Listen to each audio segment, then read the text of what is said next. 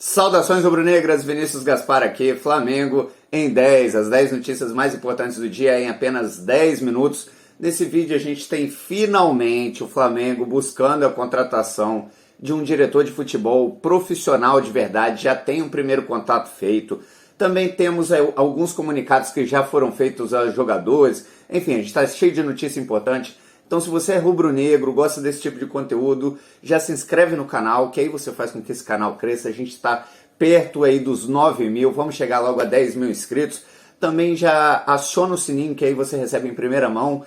Dá o curtir, que quando você curte, você faz com que esse vídeo chegue para mais pessoas. E comente aí o que você está pensando sobre as notícias do Flamengo aí nos últimos dias. Bom, vamos lá. Primeira notícia importante a gente já começar, porque são apenas 10 minutos. Landim e Braz até agora não deram as caras, não fizeram nenhuma coletiva, não falaram nada sobre a crise que o Flamengo vive. Isso mostra muito claramente o vácuo que existe hoje no departamento de futebol. O departamento de futebol hoje do Flamengo é sumido, é um departamento, são pessoas que querem aparecer só nos bons momentos e na hora de assumir as responsabilidades, na hora de tratar com o elenco, eu duvido que esse elenco realmente teve uma reunião séria sobre o que foi o jogo contra o Red Bull Bragantino. Bom, ali, naquele momento, com o treinador ou sem treinador, algum chefe do departamento de futebol deveria ter reunido todo mundo e falado: meus amigos, e aí, o que vocês estão querendo? Porque há muito tempo a gente não viu uma atuação tão apática, com tanta má vontade de um time. Ali já foi uma coisa além do que só jogar mal porque estava bagunçado, não. Também teve falta de vontade dentro de campo, jogadores parados de verdade ali. Poucos jogadores se entregaram de verdade e muitos até que a torcida pega no pé. Mas enfim, vamos lá, segunda notícia. Então a gente quer saber, fica aí, ó, onde estão Marcos Braz e Rodolfo Landim, os dois que não aparecem. Spindle também não aparece para dar entrevista, não aparece para comandar esse elenco. Enfim, a pergunta tá aí. Segunda notícia: tentativa de santificar o Paulo Souza. Agora é isso que a gente está vendo na imprensa. Parece que o Paulo Souza era um santo, que estava tudo maravilhoso com o trabalho dele, e que o problema eram exclusivamente diretoria e jogadores. Gente, diretoria e jogador com certeza tá ruim. Diretoria soberba, que acreditou que o Flamengo ia ganhar tudo, mesmo sem um departamento de futebol qualificado, mesmo sem um treinador qualificado, e deixou o barco tocar. Essa diretoria que só aparece nos bons momentos, tem erro claro, tem culpa clara, jogadores, muitos acomodados, muitos desses jogadores não querem nada com nada, muitos em fim de carreira, querendo só usar o clube para acabar bem a sua estabilidade financeira. Bom, esses caras têm culpa sim, mas o Paulo Souza também tem a culpa dele, ele também deixou de organizar minimamente esse time. E outra, já que ele era o gestor do elenco, ele que escalava, eu tenho certeza que não tinha ninguém falando para ele escalar fulano ou escalar ciclano lá, era ele que comandava o time. Então se ele estava sentindo que alguns jogadores que ele não tinha confiança de alguns jogadores, que alguns jogadores não estavam entregando por ele, o que ele tinha que fazer? Ele tinha que tirar esses caras de campo. Ah, mas era o cara com grandes nomes, então deixava isso bem claro: olha, esse jogador não está rendendo, não está entregando o que eu peço dentro de campo e eu vou tirar. E ele fez isso inclusive com o Marinho. Ele em uma entrevista ele fala que o Marinho não estava entendendo o jeito de jogar dele e ele deu pouquíssimas oportunidades para o Marinho. Em compensação, outros jogadores que ele deu muitas oportunidades falharam constantemente. A gente viu o Andreas Pereira falhando mais uma vez aí na partida contra o Red Bull, e era um jogador de confiança dele, ele deixou o João Gomes no banco, por exemplo. Bom, essa mas então assim, ó, o Paulo Souza, ele é o maior culpado dessa crise no Flamengo? Não é o maior, mas é um dos culpados sim. E a saída dele era necessária para fazer o clube voltar a andar. O clube estava parado ante essa crise, que era esse cai não cai dele. Bom, terceira notícia: amadorismo total da diretoria do Flamengo. Claro, a demissão já estava escrita, ela já deveria ter acontecido até em outras rodadas, o Flamengo poderia ter preservado alguns pontos. Agora, deixar o treinador comandar a equipe, já sabendo que já tinha um outro treinador contratado, e ele já sabia, os jogadores já sabiam, imprensa, um clima constrangedor. Essa diretoria já tinha feito isso com o Rogério Ceni quando demitiu ele no meio da madrugada. Um clube profissional do tamanho do Flamengo não pode errar nesse tipo de coisa. tem que ser profissional também com seus comandados, principalmente porque isso é levado em consideração na hora de um outro profissional vir. Então, um treinador europeu hoje que é sondado pelo Flamengo, ele olha, bom, vem cá, quem já passou lá? O Jorge Jesus. O Jorge Jesus, o Flamengo tem uma rixa por causa disso. E o Paulo Souza? O Paulo Souza, aconteceu isso com ele. É claro que a imagem do clube vai ficando um pouco queimada e essa diretoria tem mais essa responsabilidade, arranhar a imagem do Flamengo no mercado do futebol. Bom, vamos para a quarta notícia. Mudanças profundas no elenco já foram comunicadas aos jogadores. Bom, o que eu quero dizer com isso? Jogadores como Rodinei, Diego Ribas, Diego Alves, jogadores que estão em final de contrato ao final desse ano e que ainda não foram procurados para renovação e que não estão sendo utilizados com frequência, esses já estão liberados para buscar novas equipes. A gente viu o Grêmio interessado no Diego Ribas, uma ótima oportunidade para o Flamengo liberar o jogador. O Grêmio não é um concorrente direto nas competições mais importantes. O Grêmio ele não vai ser um problema para o Flamengo liberar o Diego. Então desoneraria a folha de salarial do clube. Enfim, o Diego poderia sim procurar aí o Grêmio. A gente já teve um Internacional interessado no Diego Alves.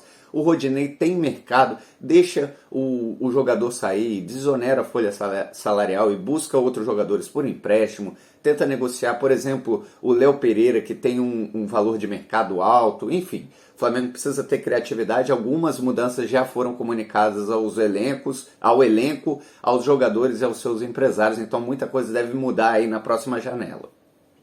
Quinta notícia, o departamento de futebol, depois desse imbróglio da saída do Paulo Souza, entendeu que precisa ter um preparador físico e um preparador de goleiros da casa. O Flamengo ficou sem auxiliar técnico para comandar o time, caso o Paulo Souza fosse demitido e outro treinador não tivesse sido contratado rápido.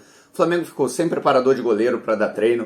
O Flamengo ficou sem preparador físico. Todos foram demitidos durante a chegada do técnico Paulo Souza. Então, a partir de agora, o clube já entendeu que não é possível ficar sem nenhum profissional nessas áreas, na sua comissão permanente. Então, o Flamengo agora busca a contratação de um preparador físico e um preparador de goleiro que trabalhará integrados, os dois trabalharão integrados à comissão que for contratada no momento. No caso agora, a comissão do técnico Dorival Júnior. Bom, sexta notícia, essa talvez a mais importante aí do dia. Thiago Escuro, o diretor de futebol do Red Bull Bragantino, é a bola da vez para se tornar o diretor de futebol do Flamengo. O Flamengo tem um vácuo. Nesse momento, o Flamengo me lembra aquele momento em que o Eduardo Bandeira de Mello era presidente e também vice de futebol, sabe? Que ele acumulou os dois cargos e o Flamengo acumulava sucessivos desastres de verdade, sucessivos fracassos, porque, claro, o presidente ele tem que estar focado em outras coisas e o vice de futebol em outras áreas, outras questões. Não dá para ficar acumulando muitas funções e hoje o Flamengo vive isso. Só o departamento de futebol tem 4 pessoas aí que mandam, mais importantes: Marcos Braz, Bruno Spindel, Juan e Fabinho. Bom, o Spindel é um cara que está colocado numa função que não é a melhor dele. A melhor função do Spindel é para negociações e contratações. O Braz está com a atenção dividida em outras tantas coisas. A gente sabe que quem está no Flamengo não pode dividir a atenção com mais nada, mas o Braz está preocupado com campanha política, está preocupado com seu cargo de vereador. Enfim, a gente não vai entrar nisso agora. O Juan e o Fabinho não estão preparados para as funções que eles ocupam. No futuro podem vir estar? Podem. O Juan é um cara que tem história no clube, pode vir a se tornar um grande profissional dessa comissão técnica. Agora não. O Juan deveria estar ocupando o cargo de estagiário, que era para o qual ele foi contratado. Agora não. Agora ele já tem uma função mais importante do que ele consegue executar em um clube que tem o maior orçamento da América. É sempre importante a gente lembrar isso. E aí o Flamengo tenta a contratação do Thiago Escuro. Thiago Escuro, sim, um profissional do futebol, um cara preparado para ocupar essa função, e se ele chegar, eu tenho certeza que ele já vai fazer os ajustes necessários no organograma do clube para que a gente tenha um departamento de futebol com os profissionais mais qualificados disponíveis no mercado. O Red Bull, inclusive, tomou muitos desses profissionais que eram mal valorizados no Flamengo. Então, vamos torcer para que essa contratação se concretize e o Flamengo passe a ter um departamento de futebol mais profissional. Sétima notícia, você gostaria da contratação do Thiago Escuro? Deixa aqui nos comentários. Quero saber o que vocês acham aí do diretor de futebol do Red Bull Bragantino. Sétima notícia, mais de 20 milhões de pagamento de multas rescisórias na gestão Landim. Isso mostra claramente como ficar contratando e demitindo o treinador é nocivo ao clube, é lesivo. A torcida do Flamengo tem que cobrar isso também. Não quer dizer que não tinha que ter demitido o Paulo Souza, não é isso. Tinha que ter demitido o Paulo Souza, tinha que ter demitido o Renato Gaúcho. Quer dizer que as contratações estão sendo ruins, mal feitas. A contratação do Dorival é uma prova disso, uma contratação desesperada para o que se tinha no momento agora. E aí a gente já vai para a oitava notícia. Ok, Dorival tá na cara. Dorival não é o melhor nome para comandar um elenco tão caro, para comandar um time que busca a hegemonia no futebol sul-americano, que busca ser vanguarda, aí, o que há de mais moderno no futebol dessa região.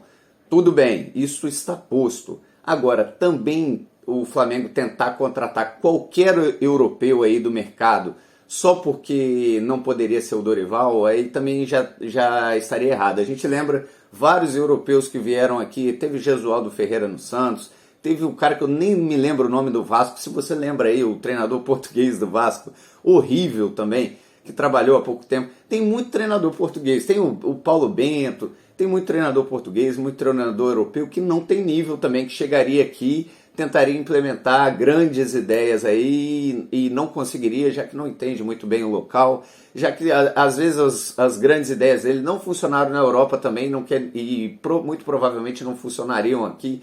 Enfim, então contratar por contratar é melhor a gente permanecer, ser um pouco mais pragmático. Eu acho que o Dorival é uma decisão pragmática. É assim, ó, vamos pegar um treinador barato, que conheça esse elenco, que conheça o mercado brasileiro para terminar o ano. Aliás, essa é outra questão. O Dorival não tem multa rescisória e o contrato dele é só até o final da temporada. Vamos torcer para que ele consiga fazer um mínimo bem feito, já que também não tem nenhum dos concorrentes está jogando maravilhosamente bem. De repente o Dorival consegue fazer até o que ele fez em 2018, que foi acertar um pouquinho o time e fazer o time do Flamengo jogar para frente. Ele tem capacidade para isso e já estava fazendo isso, inclusive, no Ceará. Bom, nona notícia, e a gente já encaminhando para o final. Teve muita gente, pegando carona nessa oitava notícia, muita gente comparando, falando, pô, era melhor o Cuca do que o Dorival. Eu, sinceramente, prefiro o Dorival. Deixa aqui nos comentários, você prefere o Cuca ou o Dorival? Eu, para mim, entre os dois, é claro, óbvio que eu gostaria de outras opções, mas entre os dois eu também contrataria o Dorival Júnior. Bom, nona notícia, esquenta a possibilidade de contratação do Andreas por parte do Fenerbahçe, que é dirigido pelo Jorge Jesus. Então o Jorge vê o Andreas como uma oportunidade de mercado, um bom jogador que está desvalorizado em um clube que ele teve uma falha grave, mas que exatamente por isso está mais barato no mercado do que ele valeria de fato. Eu não acredito muito no Andreas, eu acho que ele é um bom jogador sim, mas no Flamengo não tem mais condição contra o Red Bull Bragantino, mais uma partida desastrosa. Então ele que siga o caminho. Aliás, ele também é mais uma amostra de amadorismo dessa diretoria, que até agora não comunicou o jogador que não vai exercer a compra junto ao Manchester United. É lógico que o André já sabe e já está ajustando sua negociação lá com o Fener.